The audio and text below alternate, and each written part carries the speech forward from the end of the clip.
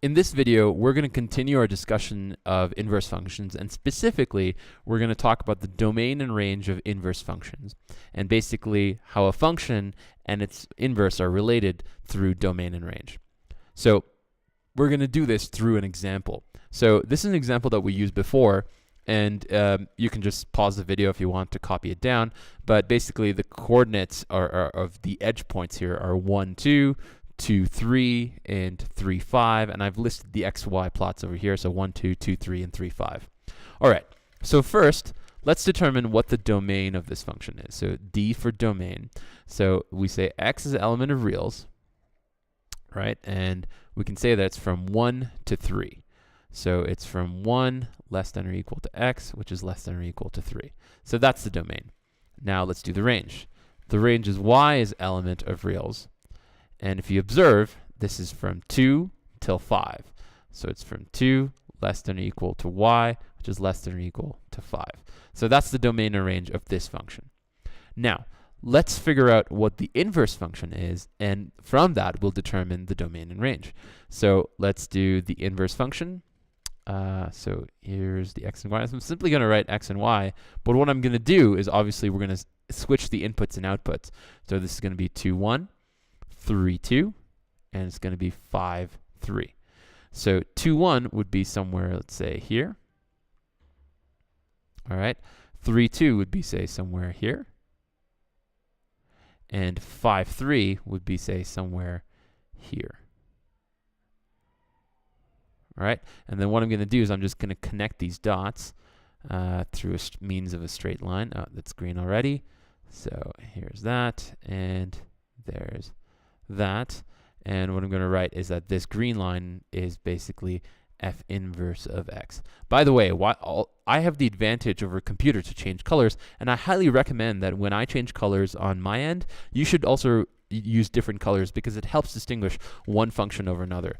So for example, if you had this in pencil and you had the f inverse in blue pen, it would really help you sort of see the difference between a function and its inverse.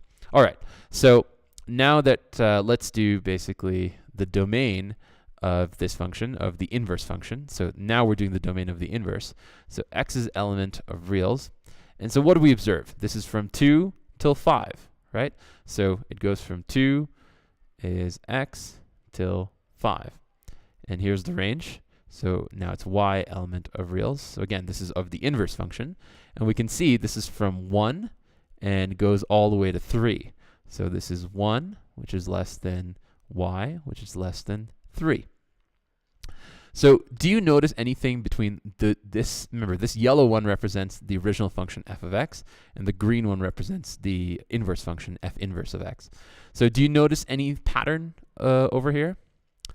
Well, if you haven't, let me just tell you what the pattern is. So the domain over here is from 1 to 3.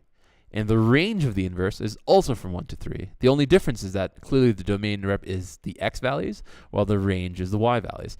So the domain and range here are exactly the same. Well, let's see if there's a pattern the other way around. The range here is from 2 to 5. This is for f of x. And the domain for f inverse is also from 2 to 5.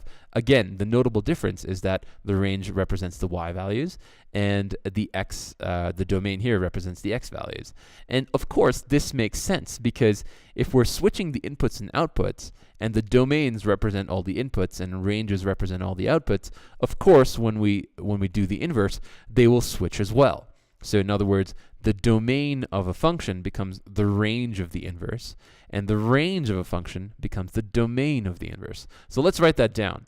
This is really important. So I'm going to write the domain of a function becomes, and I'm going to write this in green, the range of the inverse function,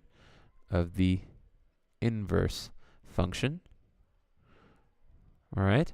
And obviously vice versa would be the range of a function becomes the domain of the inverse function. All right, so this is a very, very important point to note. This is a very, very important point to note is that between a function and its inverse, the domain and range switch. In the next video, I'm going to show you an example of how we can determine the domain and range of a function and its inverse. I'll see you in the next video.